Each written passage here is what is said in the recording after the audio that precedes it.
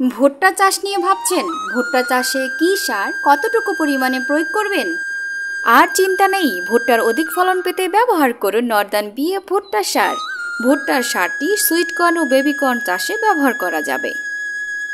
জমির ধরন অনুযায়ী জমিতে ভুট্টা সার প্রয়োগ পদ্ধতি। মধ্যম মানের জমির জন্য প্রতি শতক জমিতে 1 কেজি 500 গ্রাম হতে 2 কেজি 500 গ্রাম বিএফ ভুট্টা সার ও 2 কেজি নর্দার্ন জৈব সার বা 3 কেজি হতে 4 কেজি নর্দার্ন কম্পোস্ট সার প্রয়োগ করতে হবে।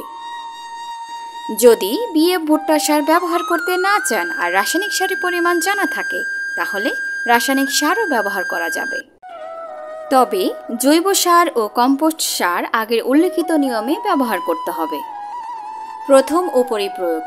গাছ হাঁটু পরিমাণ বড় হলে প্রতি শতক জমিতে ইউরিয়া সার 300 হতে 350 গ্রাম, পটাশ সার 100 গ্রাম ও নর্দার্ন জৈব সার 1 কেজি বা 2 কেজি নর্দার্ন কম্পোস্ট সার প্রয়োগ করে মাটির সাথে মিশিয়ে দিতে হবে।